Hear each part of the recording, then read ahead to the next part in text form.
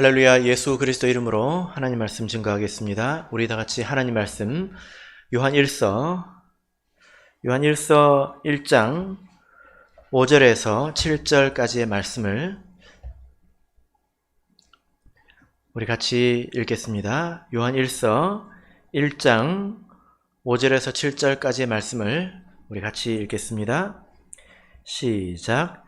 우리가 저에게서 듣고 너희에게 전하는 소식이 이것이니 곧 하나님은 빛이시라.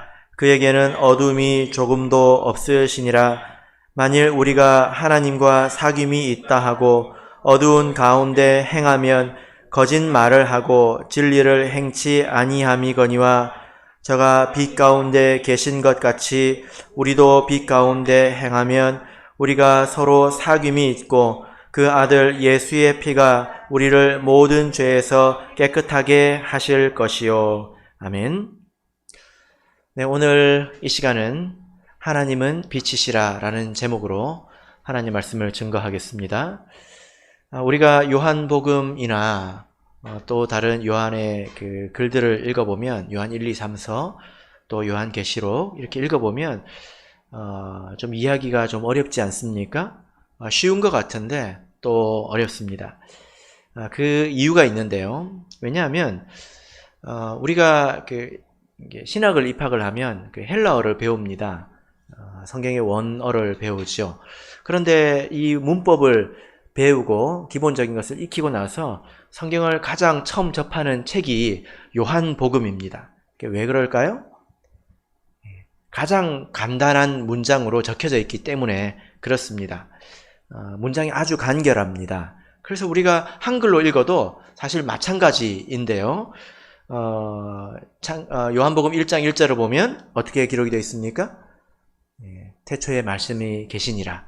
그리고 그 말씀이 하나님과 함께 계셨다. 그리고 그 말씀이 곧 하나님이시다. 굉장히 간단하지 않습니까? 예. 굉장히 평이한 문장으로 기록이 되어 있지만 이것이 이해하기가 참 어렵습니다. 그게 무슨 말일까요? 태초에 말씀이 있었다. 이게 무슨 말일까요? 태초에 성경책이 둥둥둥둥 떠다녔을까요? 예, 이해하기가 쉽지 않죠. 왜 그러냐면 이 요한의 글들에 적혀져 있는 이런 단어, 이런 표현들이 굉장히 압축적이기 때문에 그렇습니다. 그래서 내가 아는 단어 같은데 사실 아는 단어가 아닐 수 있다는 것입니다. 우리가 지난 시간에도 말씀, 사귐, 교제 이런 단어들은 우리가 다 이해하고 또 쓰는 단어이지 않습니까? 예, 그런데 이게 우리가 아는 그런 단어, 그 뜻이 아니라 그 안에는 어떤 신앙의 세계가 함축되어 있다는 것입니다. 어려운 말이죠. 오늘 볼 내용도 마찬가지인데 오늘도 빛, 어두움 이런 단어들이 등장합니다. 근데 이것이 우리가 아는 빛, 어두움 그런 단어가 아니라는 거예요. 함축된 단어들이 여러 종류가 계속 반복해서 등장합니다. 나왔던 단어가 또 나오고 또 나오고 또 나옵니다. 근데 이런 단어들이 서로 뭉쳐서 나옵니다. 따로 나오기도 하고요. 또 다른 것과 뭉쳐서 나오기도 하고요. 그러니까 아는 것 같은데 이게 도대체 무슨 말인지 그래서 이 요한복음 특히 이 요한복음이라는 책의 별명이 뭐냐면 신비로운 책이다 이렇게 사람들이 이야기를 합니다. 모르겠다는 거죠. 그래서 이 말씀을 읽을 때 쉬운 것 같은데 그 의미를 우리가 이해하려고 생각을 하자면 참 이해가 잘 안 된다. 그럴 수 있습니다. 그래서 우리가 이런 하나하나의 의미를 정리해가면서 또 그 단어가 나올 때는 다시 되새겨가면서 우리가 이 말씀을 배워야 되는 것입니다. 우리가 지난 시간에 요한 1장 1절부터 4절까지 이 편지의 머릿글입니다. 근데 이 말씀을 통해서 2시간에 걸쳐서 요한이 매우 모범적으로 신앙생활을 했고 그것을 통해서 우리가 추구해야 될 바른 신앙생활이 무엇인지를 우리가 살펴보았죠. 그렇죠? 예. 간단하게 다시 말씀을 드리자면 이 요한은 아주 애매모호한 그런 신앙생활을 했던 것이 아니라 자기가 분명히 주목하고 분명히 만졌던 그 예수님을 믿고 있다. 이것은 부활을 목격을 했다는 것입니다. 그 기초 위에 자기 신앙을 쌓았다는 것입니다. 오늘 우리도 마찬가지죠. 우리가 아주 분명히 보고 들을 수 있는 성령을 받은 것을 통해서 우리도 부활의 증인이 되는 것입니다. 그 위에 신앙생활을 우리가 쌓아가는 거죠. 자, 그런데 요한은 과거에 한때 보았고 또 만졌던 그것이 그 사람의 신앙의 전부는 아니었습니다.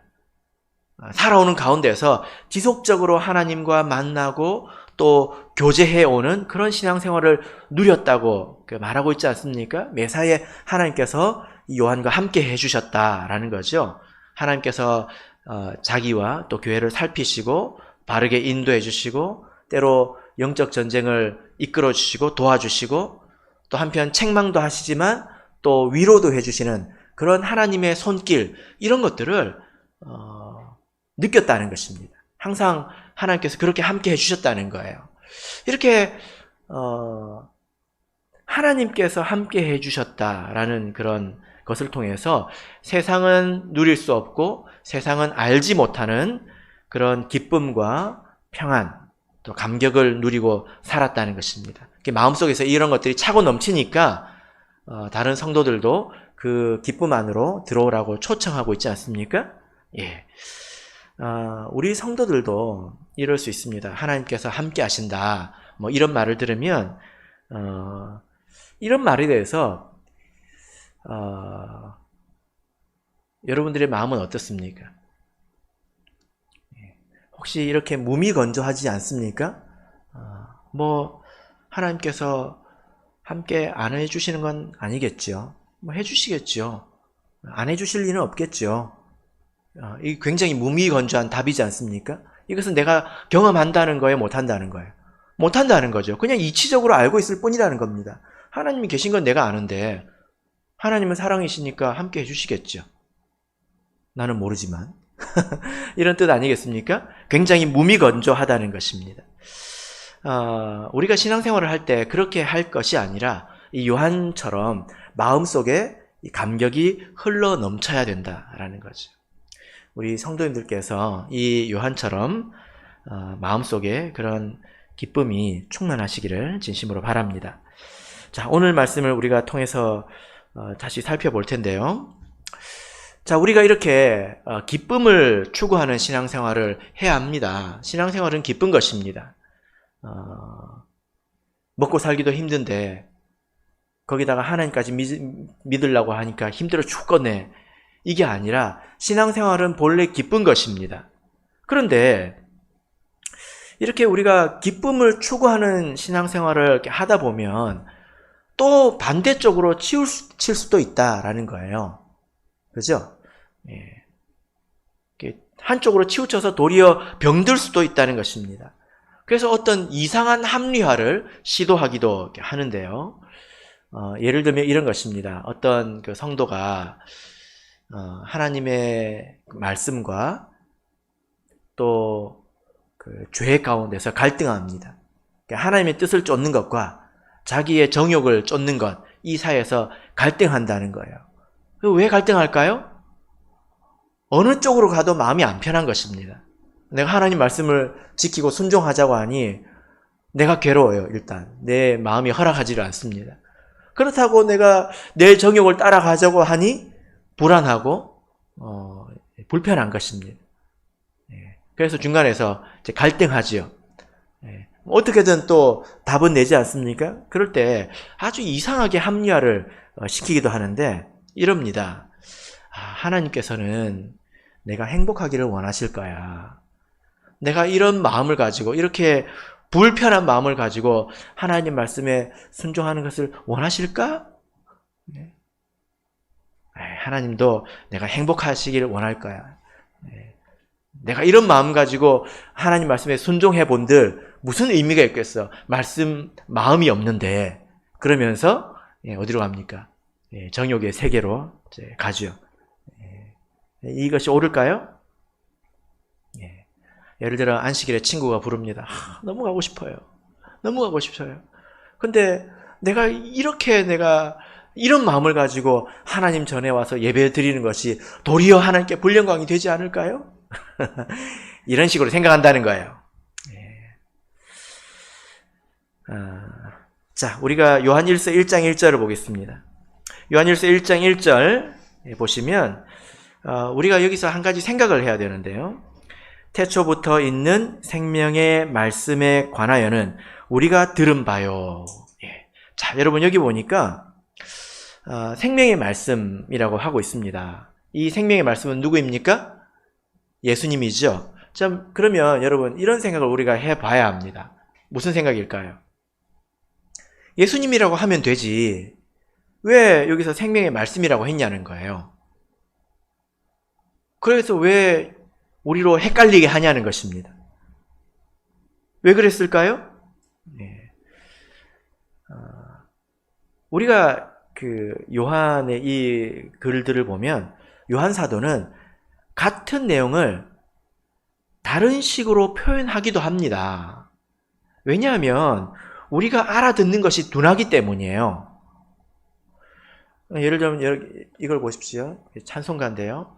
이 면만 보여주면 이 뒷면은 어떤지 옆면은 어떤지 잘 모르지 않습니까? 전체적으로 모르지 않습니까?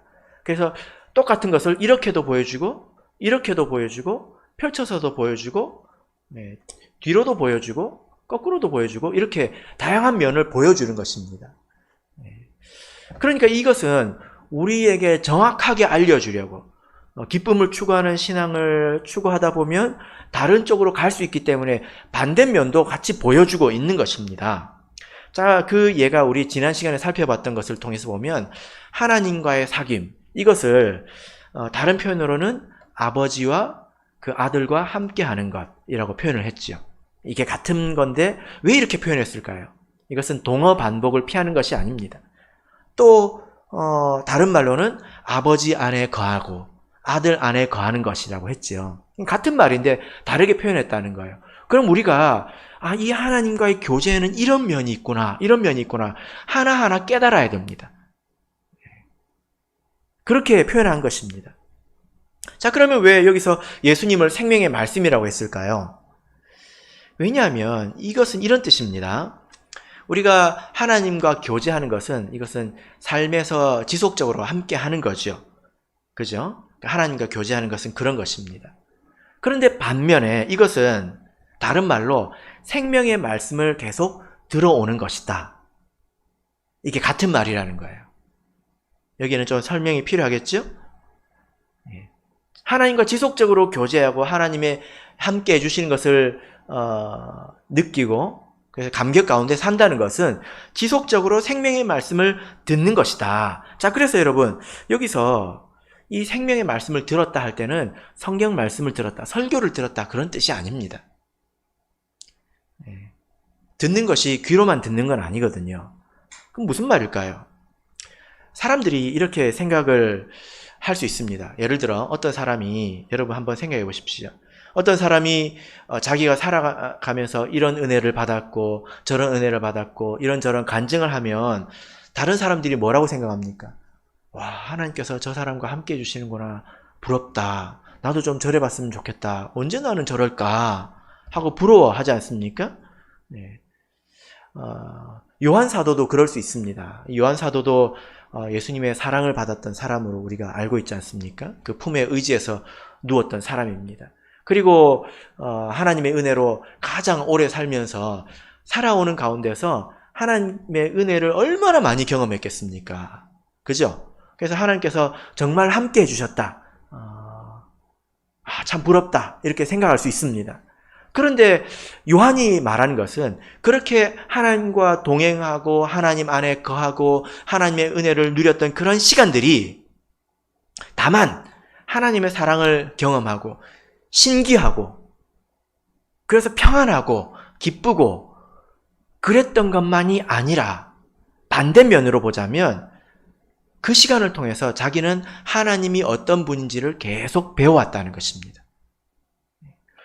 성경을 통해서 그냥 글자로 읽어보자면 굉장히 간단한 사실을, 이 머리에 새기기에는 굉장히 간단한 사실을 그런 일련의 경험을 통해서 자기 마음에 새겨왔다는 것입니다. 그렇게 들었다는 것입니다.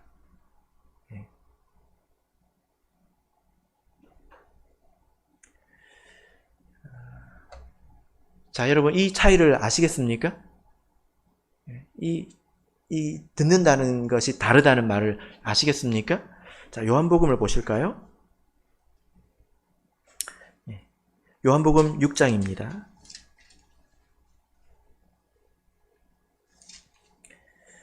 요한복음 6장 60절. 요한복음 6장 60절입니다.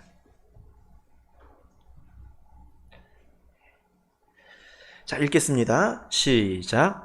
제자 중 여럿이 듣고 말하되 이 말씀은 어렵도다. 누가 들을 수 있느냐. 예. 자, 여러분 여기 보면 예수님께서 앞에 오병이어의 기적을 일으키고 말씀을 쭉 하셨는데 제자들이 뭐라고 말합니까? 예. 이 말씀이 어렵다. 누가 들을 수 있느냐. 여기서 어렵다는 것은 이해가 안 된다는 게 아닙니다. 믿어지지 않는다는 것입니다. 믿어지지 않는다는 것을 들을 수 없다고 했습니다. 다 들어놓고 안 믿어지니까 이걸 누가 들을 수 있느냐라고 이야기를 하는 거예요. 귀로 듣고 머리로 이해하는 것과는 다른 믿음과 심령의 세계에서 듣는다는 것입니다. 이것은 말을 가지고 되는 게 아니죠. 살아오면서 하나님께서 여러 가지 역사해 주신 것을 통해서 참으로 그렇구나 이것을 배워왔다는 것입니다. 우리 삶에서도 그렇지 않습니까? 여러분들께서 신앙생활을 해오신 과정을 통해서 보면 그렇지 않습니까? 여러분들께서도 지금까지 오면서 하나님께서 얼마나 함께 많이 해주셨습니까? 그런데 그런 일들 가운데는 교훈이 다 들어있다는 거예요. 하나님께서 자기를 알려주시는 그런 내용들이 다 들어있다는 것입니다. 그런 것 같지 않습니까? 예를 들어 내가 착한 일을 해서 상을 받기도 하고 내가 죄를 지어서 벌을 받기도 하는데 잘못해서 벌을 받기도 하는데 이것이 세상에서도 착한 일을 하면 상 받고 또 잘못하면 벌을 받습니다. 공부 열심히 하면 성적이 올라가고 안 하면 내려가고 그런 것과 마찬가지죠. 근데 우리의 경험 가운데는 그런 어떤 인과관계를 초월해서 내가 뭐 잘하긴 했지만 너무 잘 나왔다. 또 내가 좀 못하긴 했지만 너무 이건 이상하다. 그럴 때 우리가 하나님의 다스림을 느낍니다. 그죠? 이것은 하나님께서 주신 것이다. 이것은 하나님께서 벌을 주신 것이다. 그걸 느낍니다. 그래서 우리가 살아가면서 육신적으로는 기쁘고 슬프고 이것이 반복이 되지만 그러나 그 이상에서 하나님께서 나를 다스려 주시는 것을 느끼면서 내가 안전함을 느껴요. 하나님께서 나를 버리지 않으셨구나. 나를 관리하고 계시는구나. 거기서 평안이 오죠. 그죠? 근데 그게 다가 아니라는 거예요. 그런 좋고 나쁜 일 가운데서 어떤 게 있습니까? 하나님께서 우리에게 알려주시는 그런 교훈이 있다는 겁니다. 이건 이런 거야. 저건 저런 거야. 이건 이래야 돼. 저건 저래야 돼. 다양한 가르침이 있다는 것입니다. 우리가 그런 것을 배워서 내 마음에 새길 때, 심령에 새길 때 참으로 내가 들었다. 이렇게 말을 하는 것입니다. 여러분 우리가 이렇게 살아가면서 그런 일을 배워야 되겠죠? 그죠? 예수님께서 뭐라고 말씀하셨습니까? 예수님께서 좀 배워라 하신 적이 있습니다. 언제 그러셨습니까? 마태복음 11장 29절을 보면 나는 마음이 온유하고 겸손하니 나의 멍에를 메고 내게 배우라. 그러면 너희 마음이 쉼을 얻으리니. 사람들이 쉼을 얻는다는 데 너무 꽂혀가지고 그냥 예수님 안에 오면 쉼이 있구나. 근데 왜 나는 안 편하지? 이렇게 생각을 합니다. 근데 무엇의 결과가 마음의 쉼인가요? 여기서 보면 배우라죠. 배우는 것의 결과가 쉼입니다. 그러니까 무엇을 배워야 합니까? 예수님께서 마음이 온유하시고 겸손하신 것을 우리가 배워야 된다는 거예요. 그래서 우리가 성경을 읽으면서 예수님의 마음이 어떠한지를 배워야 돼요. 그리고 호세아서 6장 3절을 보면 우리가 여호와를 알자, 힘써 여호와를 알자 이렇게 말하고 있습니다. 그러니까 이것은 단순히 성경 말씀을 열심히 배우자 이것이 아니라 그것을 기본으로 해서 내가 살아가면서 과연 그것이 그러한지 그것을 끊임없이 확인해가는 과정을 말하는 거예요. 그래서 내 마음에서 참이다. 이것을 새기는 것을 말합니다. 요한은 하나님께서 지속적으로 함께 해주시는 과정 가운데 말할 수 없는 감격과 기쁨과 평안이 있었지만 그것은 곧 하나님을 배우는 것이기도 했다는 것입니다. 그러니까 여러분 생각해 보십시오. 내가 단순히 기쁨만을 추구하는 신앙생활을 해서 나는 이렇게 하는 게 기쁘다. 이게 내 만족이고 기쁘다. 라고 했을 때 그것은 하나님을 떠난 기쁨일 수도 있다는 거예요. 그런 기쁨은 곧 사라지게 마련입니다. 오른쪽이 있고 왼쪽이 있다는 것입니다. 그 사이에 있을 때 우리가 참으로 기쁜 것을 유지할 수 있다는 것입니다.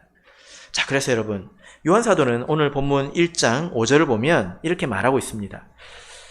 자, 1장 5절 읽어보겠습니다. 시작. 우리가 저에게서 듣고 너희에게 전하는 소식이 이것이니 곧 하나님은 빛이시라 그에게는 어둠이 조금도 없으시니라. 예, 여기 보면 우리가 저에게서 들어왔다. 옛날에 들었었다가 아니에요.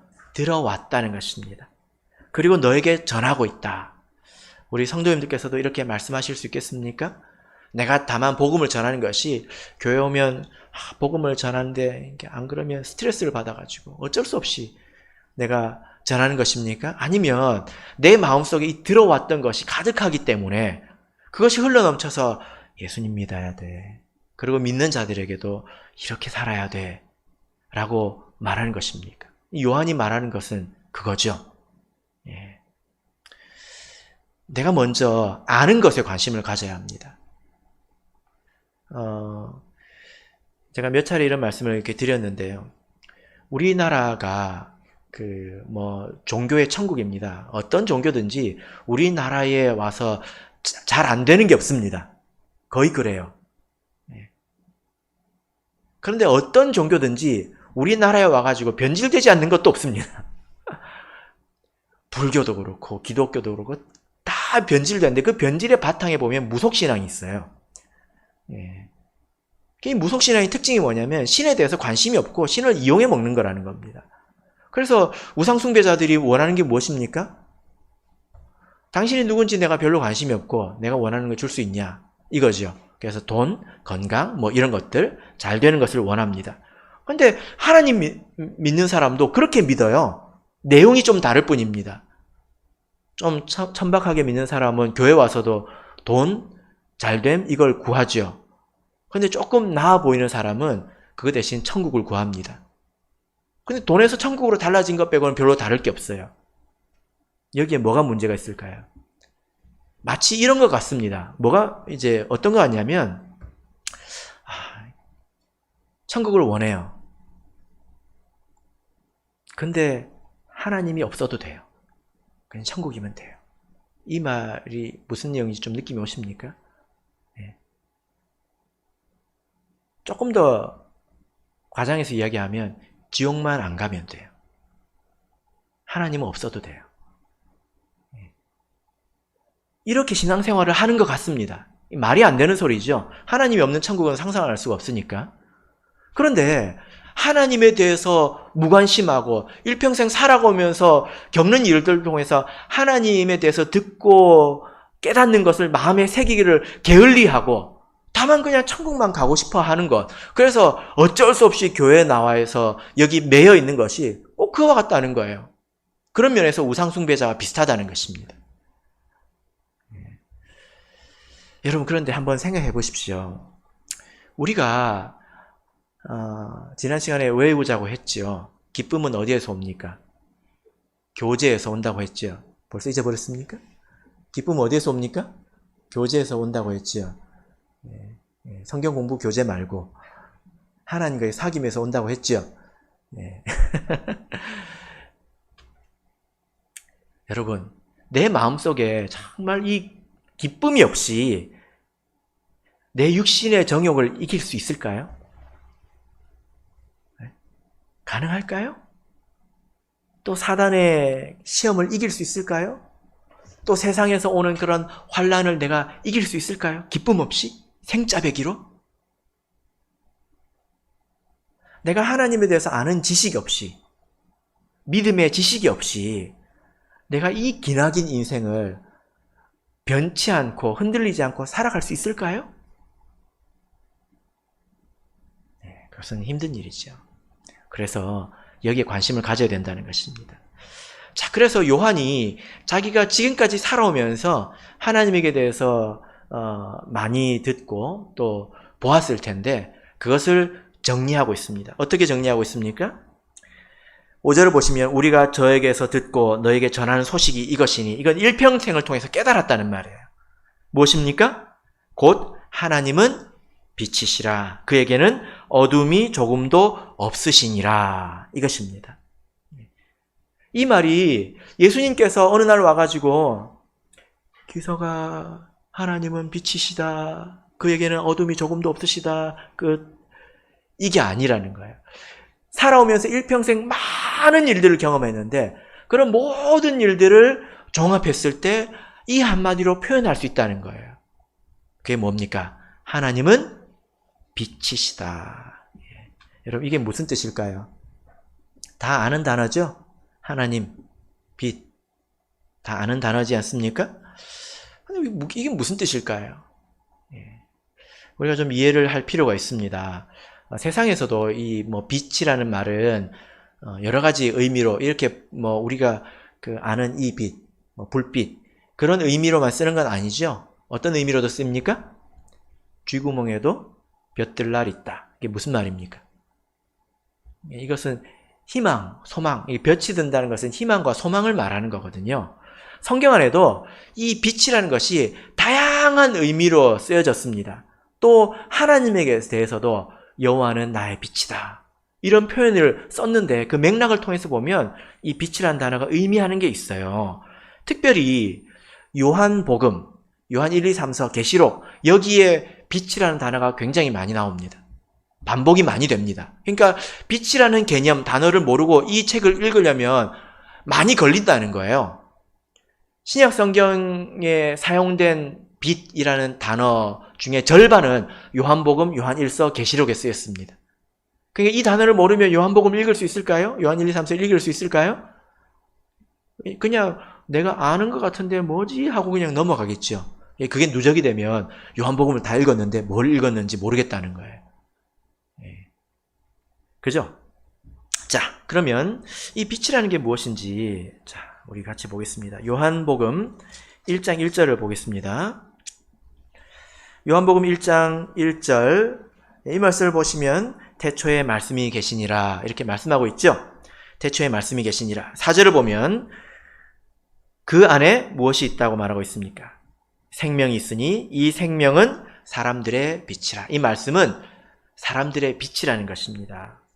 자, 그런데 14절을 보면 말씀이 육신이 되어서 우리 가운데 거하신다.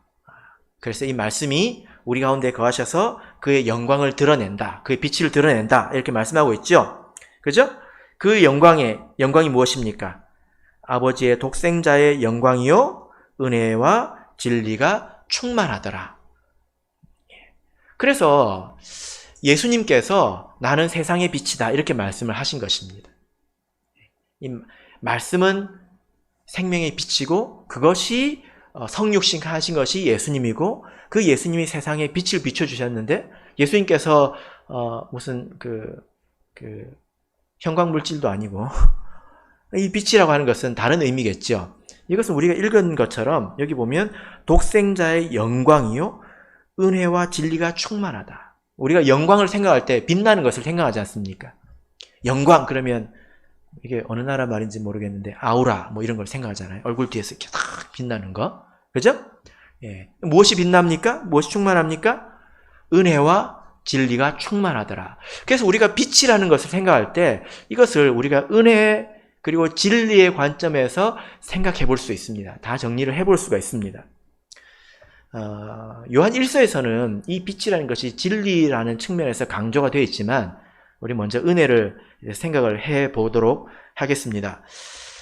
여러분 그런데 살아오면서 여러분들께서 하나님을 많이 경험을 하셨을 텐데 이것을 하나님은 은혜이고 진리이시다. 이것이 이 말이 여러분의 경험과 얼마나 공명하는지는 모르겠습니다. 어떤 사람은 편협한 인식을 가지기도 하지요. 하나님은 사랑이다. 맞지만 그게 다는 아니지 않습니까? 자, 시편 27편을 보겠습니다. 시편 27편. 시편 27편 1절 같이 읽겠습니다. 시작. 여호와는 나의 빛이요 나의 구원이시니 내가 누구를 두려워하리요.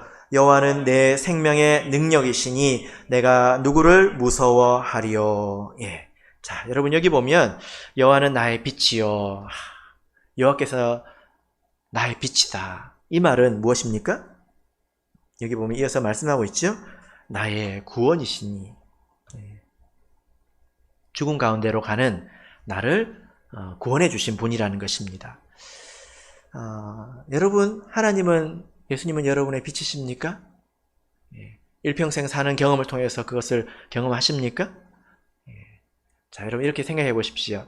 하나님에게 악의가 있을까요? 혹 내가 죄가 너무 많아서 하나님께서 나를 미워하시는 것은 아닐까요?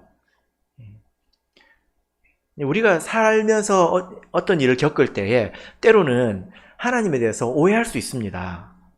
어려운 일을 겪으면 하나님께서 나에게 무관심하신가, 혹은 하나님께서 나를 미워하시는가, 이런 생각을 할 수도 있죠. 도대체 하나님이 나한테 왜 이러시는가, 이렇게 생각을 할 수가 있습니다. 그러나 우리가 믿음 안에서 계속 살다 보면 우리가 시간이 지나서 깨닫는 것은 무엇이냐면 하나님은 은혜로운 분이라는 것입니다. 왜 그렇죠? 처음에는 그 가운데 있을 때는 고난인 줄 알았는데 시간이 지나고 보니까 나를 낭떠러지에서 구원하신 것이었구나, 이것을 깨달을 때가 있다는 것입니다. 자, 여러분, 우리가 성경에서 아주 유명한 예를 볼 수 있는데, 사울이 다메섹으로 갈 때 무엇을 타고 갔습니까? 말을 타고 갔잖아요. 그렇게 막 달려가는 그 길에 말에서 떨어졌습니다. 그럼 말에서 떨어져 보셨습니까? 네. 굉장히 위험하죠. 그죠? 엄청 아팠을 겁니다. 또 실제로 위험합니다, 이것은. 근데 여러분들은 이것을 고난으로 이해하고 계십니까? 아니면 은혜로 이해하고 계십니까? 네? 말에서 떨어졌어요. 여러분들도 인생길을 걸어가다가 주저앉기도 하고 넘어지기도 하고 또 심지어 떨어지기도 하지 않습니까? 우리가 지금 볼 때는 사울이 곧장 다메섹으로 갔다면 그에게 있어서는 저주에 가까운 일 아닙니까? 떨어진 것이 얼마나 다행입니까? 그것이 괴로움인 줄 알았는데 시간이 지나놓고 보니까 그것은 하나님께서 그를 낭떠러지에서 건져 올리신 겁니다. 떨어지고 있는 것을 집어서 올린 것입니다. 그죠? 그런 것처럼 우리가 일생을 살아가면서 내가 그때는 되게 괴로운 일인 줄 알았는데 시간 지나놓고 보니까 하나님께서 나를 낭떠러지에서 건지신 것이구나, 이것을 깨달을 때가 있다는 것입니다.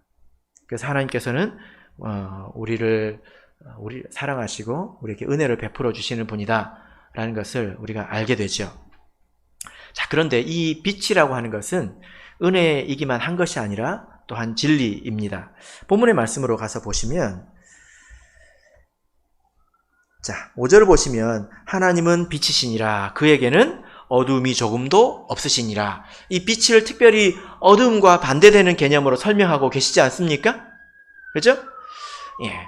이 빛과 반대되는 이 어두움이라고 하는 것은 혹은 또 어둠이 지배하는 밤이라는 단어가 이렇게 또 많이 나옵니다. 근데 이것은 영적으로 무지한 것, 그리고 또 죄를 짓는 것, 이것을 상징합니다. 그래서 영적으로 무지 가운데 있어서 잘 알지 못하고 또 하나님 말씀에 순종하지 않고 죄를 짓는 것, 이것을 어두움으로 표현을 합니다.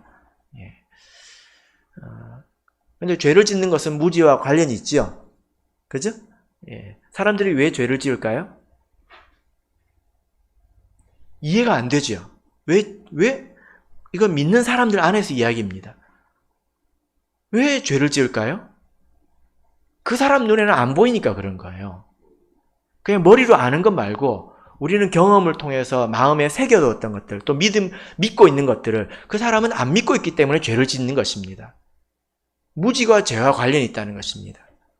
그래서 제가 예전에 한번 말씀을 드렸는데요.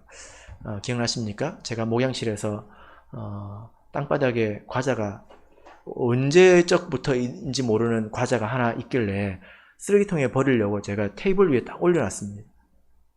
그런데 어떤 분이 들어오셔가지고 제가 말을 꺼내기도 전에 그것을 입으로 싹 넣으셨습니다. 누구라고는 제가 말씀을 안 드릴 텐데. 예. 알지 못해서 스스로 해로운 선택을 한 것 아닙니까? 제가 다음부터는 쓰레기통에 바로 넣겠습니다. 근데 알지 못해서 해대는 선택을 한 거잖아요. 그분하고 저하고 차이가 뭐예요? 저는 본 것이고 그분은 보지 못한 것입니다. 누구든지 내가 죄를 지었을 때 사단이 옆에서 물개박수를 치고 있고 기뻐서 나를 껴안아주고 있고 쓰다듬어주고 있고 틈을 봐서 들어오고 있는 것을 눈으로 본다면 또 믿음으로 그것을 본다면 죄를 지을 사람이 없습니다. 모르니까 그러는 거예요. 어두움 가운데 있다는 것입니다. 깜깜한 거죠. 이게 어두움이라고 표현할 만하지 않습니까? 우리가 정말 칠흑같이 어두우면 코앞에 뭐가 있는지 모르고 이렇게 발을 내딛잖아요. 그죠? 예. 그래서 하나님은 빛이시다라는 말은 하나님은 진리 가운데 거하시고 하나님은 정결하시다는 겁니다. 그리고 하나님은 어두움이 없다는 거예요. 이 말은 뭐냐면 우리가 하나님 앞에 있으려면 죄를 가지고 또 무지함을 가지고 하나님 앞에 있기가 힘들고 괴롭다는 것입니다. 그렇게 지내기가 괴롭다는 거예요. 네. 여러분 어두움이 빛과 공존할 수 있습니까? 그러니까 밤이 되면 어둡죠? 형광등을 켜면 어떻게 됩니까? 예. 밝아지지 않습니까? 어두움이 얼마나 빨리 사라지죠? 예. 빛의 속도로 어둠이 사라지죠. 형광등을 딱 끄면 어떻게 됩니까? 한참 켜놨으니까 천천히 어두워지겠죠? 그런가요? 빛이 사라지는 것과 같이 빛의 속도로 어둠이 옵니다. 그러나 같이 있지는 않아요. 빛과 어둠은 나눠진다는 거예요. 그래서 우리가 이렇게 무지와 죄 가운데 있을 때 하나님 앞에 있으면 괴롭다는 거예요. 같이 있기 힘들다는 것입니다. 이것은 하나님께서 죄를 미워하시고 또 죄 가운데 있는 또 무지함 가운데 있는 우리를 그 밖으로 이끌어내신다는 것입니다. 일평생을 살아오면서 하나님은 우리를 거룩으로 인도하신다는 것을 요한은 깨달았다는 거예요. 히브리서 12장 4절을 보겠습니다. 히브리서 12장 4절입니다. 자, 여러분 하나님에 대해서 우리가 한번 생각을 해보십시다. 히브리서 12장 4절 자 읽겠습니다. 시작. 너희가 죄와 싸우되 아직 피 흘리기까지는 대항치 아니하고. 예. 자, 여러분 어떤 사람이 죄와 싸운다면 잘하는 것입니까? 못하는 것입니까? 예. 죄와 전혀 싸우지 않는 사람도 있으니까 죄와 싸우는 것, 이것은 그래도 이것을 죄라고 인식하고 있다는 거잖아요. 마음속에 믿음이 있다는 것입니다. 잘하는 거죠. 그런데 뭐는 안 한다는 것입니까?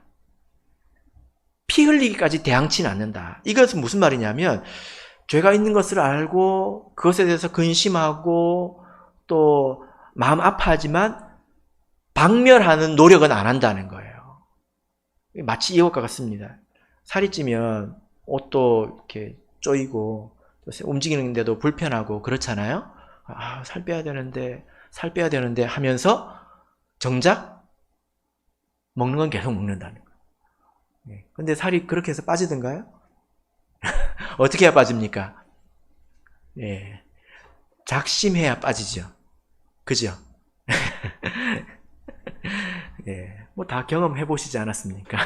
작심해야 빠지는 것입니다. 그런데 마치 이런 것처럼 우리가 죄에 대해서 고통스러워는 하지만 이것을 내가 싸워 이기려고 작심해서 덤벼들지는 않는다는 거예요. 예. 그 결과가 뭘까요?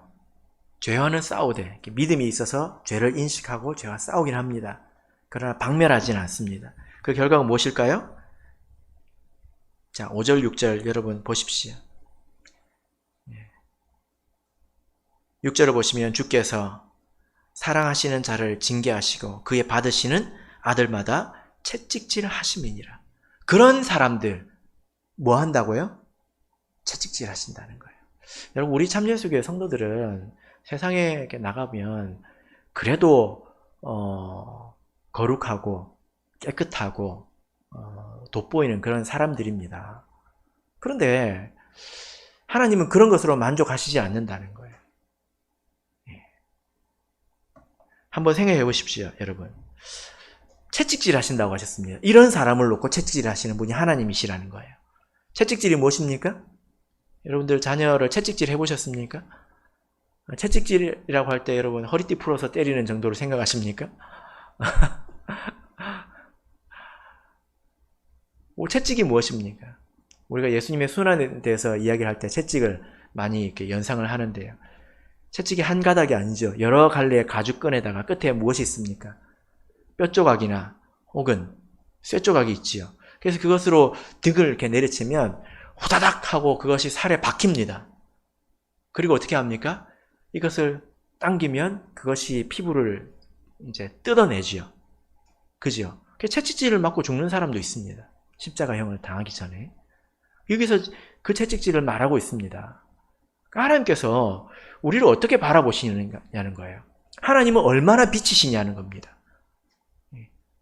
우리가 하루 강아지가 법무서운지 모르듯이 하나님이 얼마나 성결하시고 얼마나 거룩하신 분인지에 대해서 관념이 없다 보니까 하나님께서 그 눈높이에 맞춰서 자비를 베풀어 주시는 것을 우리가 하나님은 원래 그래도 되는 분인 것처럼 생각을 하고 지내지만 그렇지 않습니다.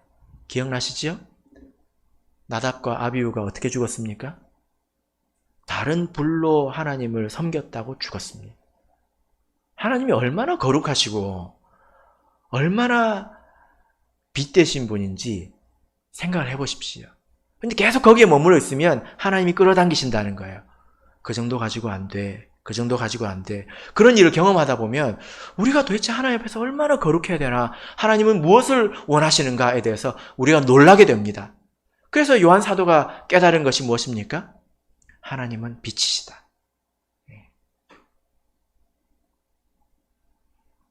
적당히 우리가 하나님을 믿고 넘어갈 생각을 해서는 안 된다는 것입니다. 자, 그래서 여러분 우리가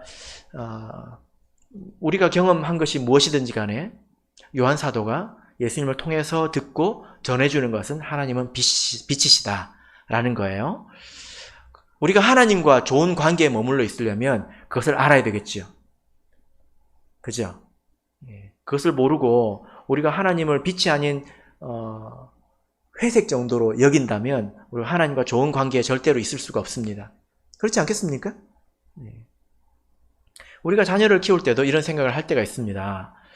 부모는 자식을 자녀로 여기는데 자녀는 부모를 부모로 여기지 않을 때가 있습니다. 뭐로 여길 수 있습니까? 호주머니. 호주머니가 뭡니까? 돈 나오는 구멍. 없으면 굉장히 아쉽죠. 그런 정도로 여기는 것을 부모가 느끼기도 합니다. 그러면 관계가 좋을 수가 없습니다. 마찬가지로 우리가 어두운 가운데 있다면 우리가 하나님과 좋은 관계에 절대로 있을 수가 없습니다. 자, 그래서 요한일서 1장 6절 7절을 보시면, 자, 요한일서 1장 6절 7절 읽겠습니다. 시작. 만일 우리가 하나님과 사귐이 있다 하고 어두운 가운데 행하면 거짓말을 하고 진리를 행치 아니함이거니와 저가 빛 가운데 계신 것 같이 우리도 빛 가운데 행하면 우리가 서로 사귐이 있고 그 아들 예수의 피가 우리를 모든 죄에서 깨끗하게 하실 것이요. 예. 자, 여기 보면 어두운 가운데 있다면 하나님과 교제할 수 없다는 것입니다. 빛 가운데 우리가 있어야 하나님과 교제할 수 있다는 것입니다. 자, 요한복음 11장 10절을 보겠습니다. 요한복음 11장 10절. 여러분 스스로 어떻게 생각하십니까? 내가 빛 가운데 있는 것 같습니까? 혹시 어둠 가운데 있지는 않습니까? 일정 부분에서 어둠 가운데 있다고 생각하지 않으십니까? 자, 요한복음 11장 10절 읽겠습니다. 시작. 밤에 다니면 빛이 그 사람 안에 없는 고로 실족하느니라. 예. 자, 여기 보면 이제 밤에 다니는 사람에 대해서 이야기를 하는데 어두우면 어떻게 된다고요? 예, 실족한다고 말씀하고 있습니다.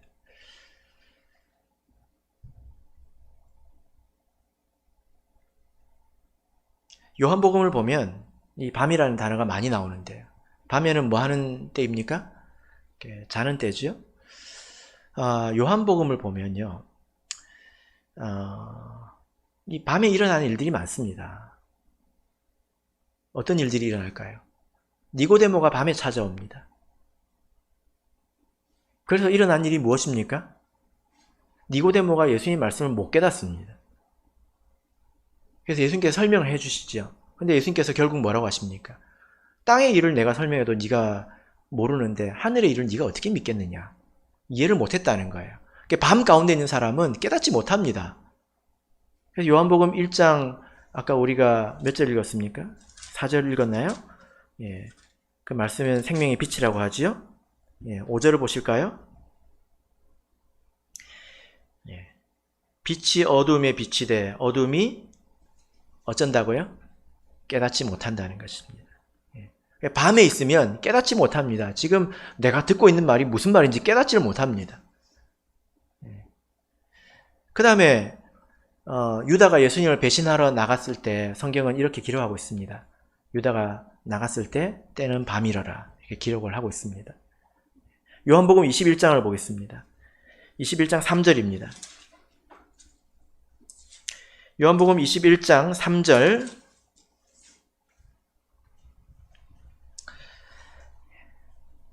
같이 읽겠습니다. 시작. 시몬 베드로가 나는 물고기 잡으러 가노라 하매 저희가 우리도 함께 가겠다 하고 나가서 배에 올랐으나 이 밤에 아무것도 잡지 못하였더니. 예. 자, 여러분, 물고기를 잡지 못한 이야기는 성경에 여러 번 나오죠. 그죠? 근데 이것은 나중의 이야기입니다. 밤에 일어난 일이 무엇입니까? 예수님을 떠나서 이제 방황하는 이 사람들이 하는 일 가운데 열매가 없는 일, 이런 일이 밤에 일어났던 일입니다. 그죠? 그래서 밤에 일어난 일들을 여러분 정리를 한번 해보시길 바랍니다.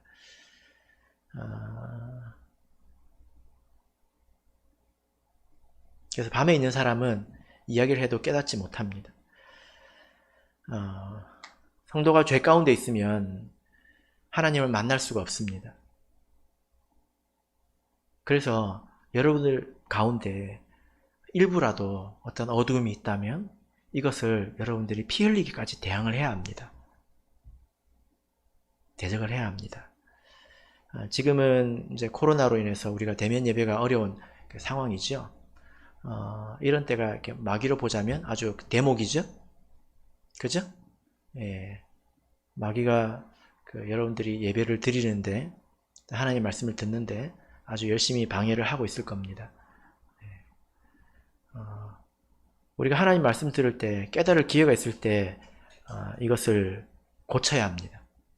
안 그러면 나중에는 깨닫지 못하는 사람이 됩니다. 이것은 다른 사람이 해주는 게 아니죠.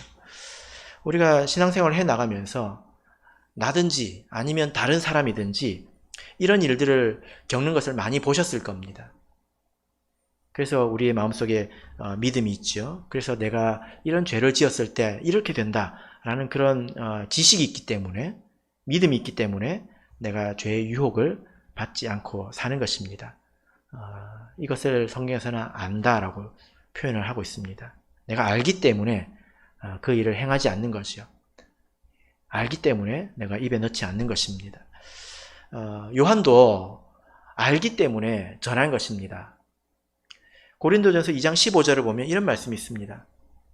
신령한 자는 모든 것을 판단하나 자기는 아무에게도 판단을 받지 아니하느니라. 그렇게 살면 결과가 뭔지 안다는 거예요. 신령한 자 한 사람은 그렇게 판단한다는 것입니다. 저렇게 살았을 때 결과가 무엇인지 판단한다는 것입니다. 그래서 여러분들이 생각할 때 스스로 이상하다 생각하는 것은 버려야 합니다.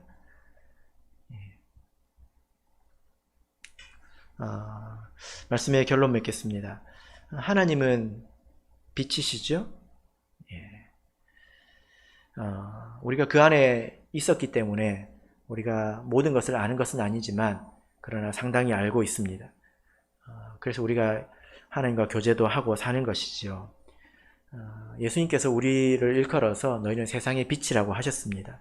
이제는 우리가 어둠에 있을 것이 아니라 그 빛 안에서 하나님과 교제의 기쁨을 누릴 뿐만이 아니라 그것을 통해서 다른 사람들한테 그리로 가면 안 돼. 그건 큰일 나는 거야.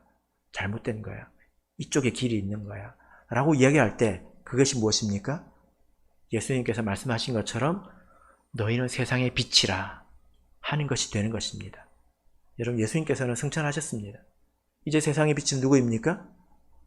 우리들이 세상의 빛이지요. 내가 어두운 가운데 헤매인다면 안타까운 것입니다. 바라옵기는 하나님의 빛 안에 거하며 또한 세상의 빛이 되시기를 예수 그리스도 이름으로 축복합니다.